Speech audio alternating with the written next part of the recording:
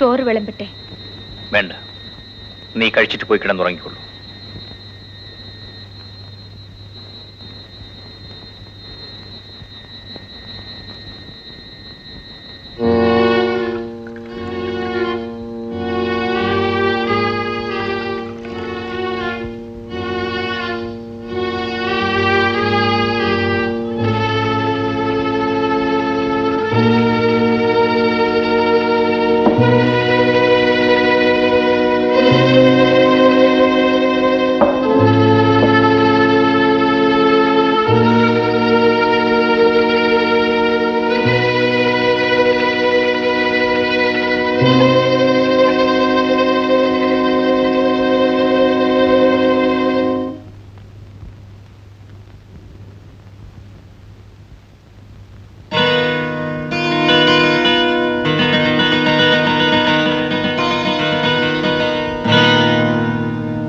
Savitri,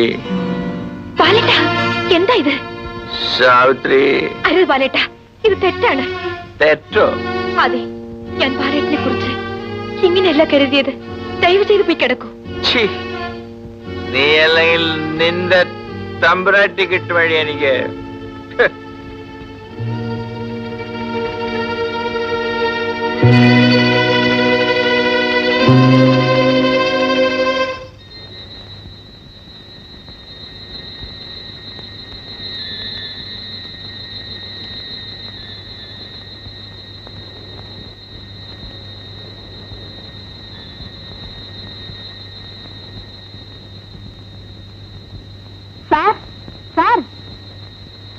sir ഞങ്ങളെയൊക്കെ അങ്ങ് മറന്നു കളഞ്ഞു അല്ലേ? ആരാടി മാധവിയോ? നിന്നെ തേടി തന്നെ ഞാനും വന്നത്. തൊട്ട് പാ. ചേട്ടാ, ചേട്ടാ, ചേട്ടാ, നമുക്ക് വീട്ടിലേക്ക് പോവാം. ഞാൻ വരൂല. ഞാനാ വിളിക്കുന്നേ. വരൂ, വരൂ.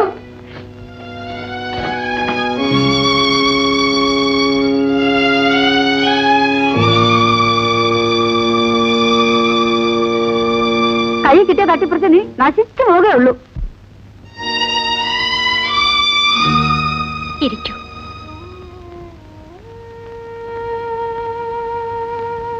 ചേട്ടാ, ഇത്രയും തരം താഴണമായിരുന്നു. ഒരു പെണ്ണിന്റെ മുമ്പിൽ നിയന്ത്രണം വിട്ടു പോകുന്നവനാണ് ബാലേട്ടനെന്ന് ഞാൻ കരുതിയിരുന്നില്ല. നിങ്ങൾ എനിക്ക് പുനർജന്മം തന്ന് വലിയൊരു മനുഷ്യനാണ്. എന്റെ ശരീരമാണ് ബാലേട്ടന് ആവശ്യമെങ്കിൽ ഇതാ ഞാൻ ഇവിടെ തന്നെ ഉണ്ട്. എന്നോട് ക്ഷമിക്കൂ. ചേട്ടനെ ജീവന് തുല്യം സ്നേഹിക്കുന്നവളാണ് ഡെയ്സി. ഇങ്ങനെ തെരുവ് വേശികളെ തേടി പോകുന്നത് ചേട്ടൻ അവളോട് ചെയ്യുന്ന ദ്രോഹമാണ്. ഇല്ല, ഡെയ്സി അങ്ങനെ കാണാൻ എനിക്ക് കഴിയില്ല. എന്നാൽ അവളുടെ മനസ്സിൽ നിറഞ്ഞു നിൽക്കുന്നത് ചേട്ടൻ മാത്രമാണ്. എനിക്കൊന്നും കേൾക്കണ്ട.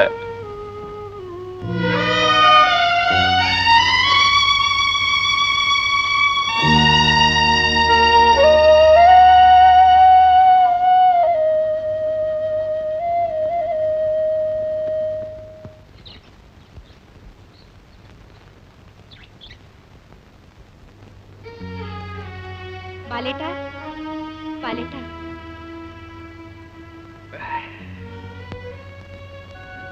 ചായ. സാവിത്രി, ഞാൻ ഇന്നലെ വളരെയധികം മദ്യപിച്ചു പോയി. എന്റെ അവിവേകത്തിന് എനിക്ക് മാപ്പ് തരൂ. അങ്ങയുടെ കാരുണ്യം കൊണ്ട് മാത്രം ജീവിക്കുന്ന എന്നോട് അങ്ങ് മാപ്പ് ചോദിക്കരുത്. ഇന്നലെ നടന്നതെല്ലാം ഞാൻ അപ്പോഴേ മറന്നു. നീ പറഞ്ഞതൊന്നും ഞാൻ മറന്നിട്ടില്ല. ഡെയ്സി എന്റെ രക്ഷിതാവിന്റെ മകളാണ്. അവളെ വിവാഹം ചെയ്യാൻ ഞാൻ അർഹനല്ല. ഞാൻ വിവാഹം ചെയ്യുന്നെങ്കിൽ അത് നിന്നെ മാത്രമായിരിക്കും. ബാലേട്ട, എങ്ങു നിന്നോ ഓടി വന്നവളാണ് ഞാൻ. ബാലേട്ടന് എന്നേക്കാൾ നിലയും വിലയുമുള്ള പെണ്ണിനെ കിട്ടും. ഏറ്റവും വിലയുള്ളതായി ഞാൻ കരുതുന്നത് ഇഷ്ടപ്പെടുന്ന പെണ്ണിനെയാണ്. ഡെയ്സി ഇപ്പോഴും എന്നെ സ്നേഹിക്കുന്നു എന്ന് പറയുന്നത് കൊണ്ട് അവളുടെ വിവാഹം കഴിഞ്ഞിട്ടേ നമ്മുടെ വിവാഹം നടത്തും. അതുവരെ നിന്റെ നേരിനെ പോലും ഞാൻ സ്പർശിക്കില്ല.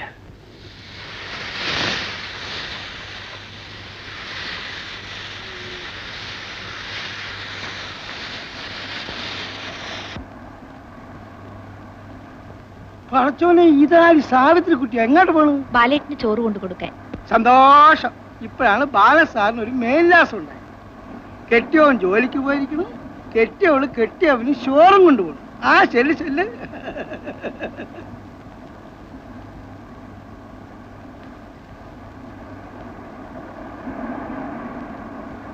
ചോറ്.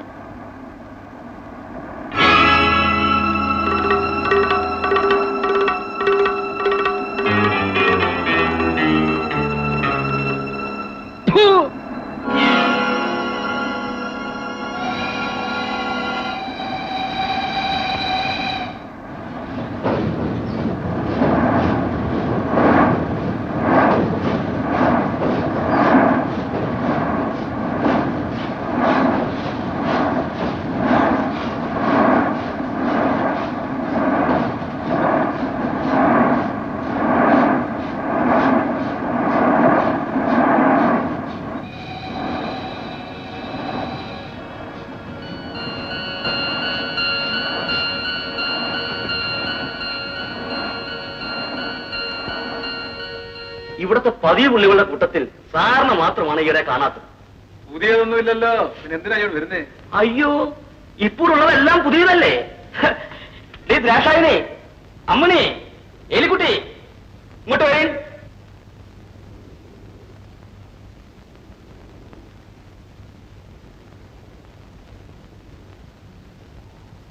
ആ, ഇത്രയും പേരാ ഇപ്പോഴുള്ളത്. മനസ്സിൽ പിടിച്ച് ഏതാണെന്ന് വെച്ചാൽ കബൂലാക്കി. എവരെയൊക്കെ ഞാൻ ഇതിന് മുമ്പും കണ്ടിട്ടുള്ളതാണല്ലോ. ആ, നിങ്ങളൊക്കെ പോയി.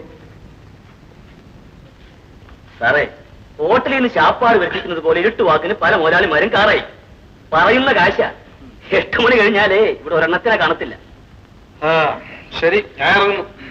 ഉള്ളതീ പങ്ക് കഴിച്ചിട്ട് പോകുന്നതായിരിക്കും ഭംഗി.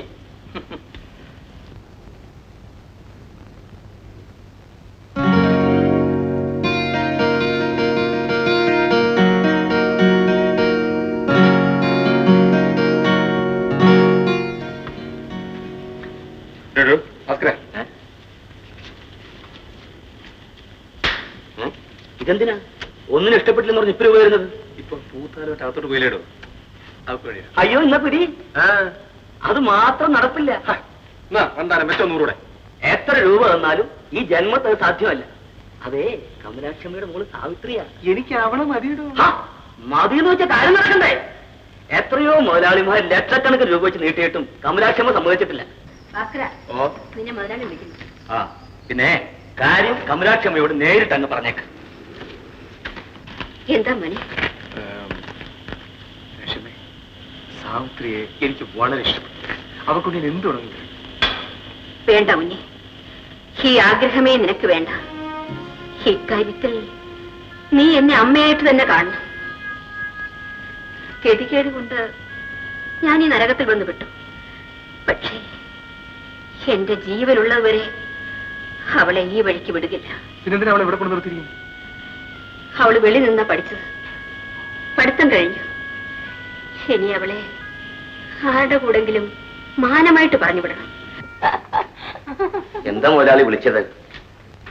ഇപ്പൊ കേട്ടല്ലോടാ. ക്ഷണിച്ചില്ലോ? സാവിത്രി കുട്ടിയുടെ പാദസരത്തിന്റെ വിളിക്കണവളെ 1000 രൂപ കൊടുക്കണം. 1,00,000 രൂപ കൊടുത്താലും ആ തള്ള അവളെ അയക്കും. പിന്നെ എന്താ ചെയ്യും? പാമ്പും പഴയതാ മുതലാളി നല്ലത്. 2 പെഗ് കൂടെ അടിച്ചേച്ച് മുതലാളി സരോജനയുടെ മുഖത്തേക്ക് നോക്കിയാട്ടെ, സാവിത്രി കുട്ടിയാണെന്ന് തന്നെത്താൻ തോന്നും. ഇന്ന് വരെ അവളെ ഒരു തെറ്റിലും വീഴ്ത്താതെയാണ് ഞാൻ വളർത്തിയത്. അതറിയാവുന്നത് കൊണ്ടാണ് ഞാൻ അവൾ വിവാഹം കഴിക്കാൻ തീരുമാനിച്ചത്. പക്ഷേ നീ വേശ്യാലയങ്ങളിൽ കയറിയിറങ്ങുന്നവനാണ്. ഇനി ഒരിക്കലും ഞാൻ ഈ തെറ്റ് ആവർത്തിക്കില്ല. നിങ്ങളും ഈ തൊഴിൽ അവസാനിപ്പിക്കണം. മറ്റൊരു മാർഗവും ഇല്ലാത്തത് കൊണ്ടാണ് ഞാൻ ഈ കുഴിയിൽ വന്ന് വീണത്. സാവിത്രിയെ പഠിപ്പിച്ച വകയിൽ വളരെയധികം കടമുണ്ട്. അത് തീരുന്നതുവരെ ഈ ചെളിയിൽ നിന്നും കരകയറാൻ നിവർത്തിയില്ല. ഒരു നല്ല മനുഷ്യനായി മാറി ഞാൻ സാവിത്രിയെ സംരക്ഷിച്ചുകൊള്ളാം. അമ്മ എനിക്കുള്ള വിവാഹം ചെയ്തു തരണം. ആ, നീ ഇത്രയും താല്പര്യം കാണിക്കുന്നത് കൊണ്ട് അവക്കിഷ്ടമാണെങ്കിൽ ഞാനിത് നടത്തിത്തരാം. എനിക്കൊരു അഭിപ്രായമില്ല. മോളെ ഈ വിവാഹത്തിന് സമ്മതിക്കണം. രാഘവൻ നല്ലവനാ. നിന്നെ ഇവിടെ വെച്ചുകൊണ്ടിരിക്കുന്നതിൽ എനിക്കൊരു സമാധാനവുമില്ല. അതുകൊണ്ട് ഉടനെ വിവാഹത്തിന് ഏർപ്പാട് ചെയ്യാം.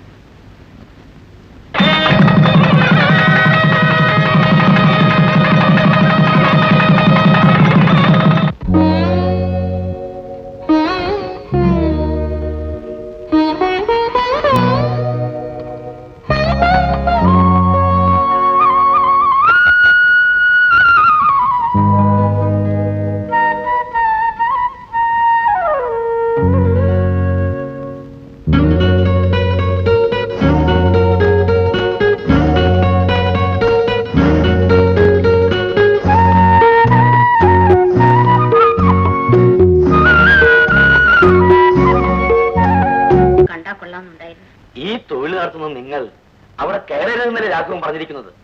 നമുക്കിനി ഇതങ്ങ് നിർത്താം ഭാസ്കര. അത് കൊള്ളാം. നിങ്ങൾ മകളെ കെട്ടിച്ചയച്ചു, കടകളെല്ലാം വീട്ടി, ഇനി നിർത്താമല്ലോ. അപ്പൊ ഞാനിത് പെമ്പിളെ എങ്ങോട്ട് പോകും? നേരാ കമലാക്ഷൻ, ഏതായാലും നനച്ചിറങ്ങി, ഇനി കുളിച്ചു കയറാം. എങ്ങും പോകണ്ട. ഇനി ഇവിടെ നിന്ന് പോകുന്നത് ചുടുകാട്ടിലേക്ക്. പിടിക്കല്ലേ അതിനെ, അനങ്ങി പോരുത്. ഞാനൊരു പാഞ്ചനാണ്.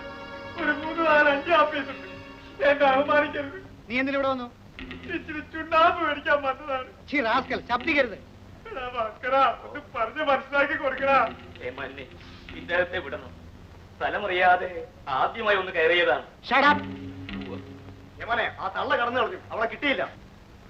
എന്താ ഇങ്ങോട്ട് വന്നത്? അമ്മ ഒരാപത്തിൽ നിന്ന് രക്ഷപ്പെട്ടു വന്നതാ. നിർത്ത്.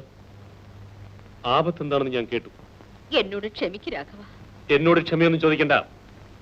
ഇവിടെ താമസിക്കാൻ പറ്റില്ല. നീ മിണ്ടിപ്പോരുത്. ഞാൻ പൊയ്ക്കോളാം മോളെ. നിൽക്കൂ അമ്മേ. ചേട്ടാ, ഞാൻ കാല് പിടിച്ച് അപേക്ഷിക്കാണ്. അമ്മയ്ക്ക് വേറെ ആരുമില്ല. അമ്മ കൂടി ഇവിടെ നിൽക്കട്ടെ. ഇവിടെ താമസിക്കാനോ? ഞാൻ 4 ആണുങ്ങളുടെ കൂടെ ജോലി ചെയ്ത് ജീവിക്കുന്നവനാണ്. എനിക്ക് അവരുടെ മുൻപിൽ തലകുനിക്കാനാവില്ല. ചേട്ടാ, ഇവരുടെ പെറ്റമ്മയാണ്. ഏതമ്മയാലും ശരി, ഞാൻ ജോലി കഴിഞ്ഞ് തിരിച്ചു വരുമ്പോൾ ഇവിടെ കണ്ടുപോകരുത്. ഞാൻ കാല് പിടിച്ച്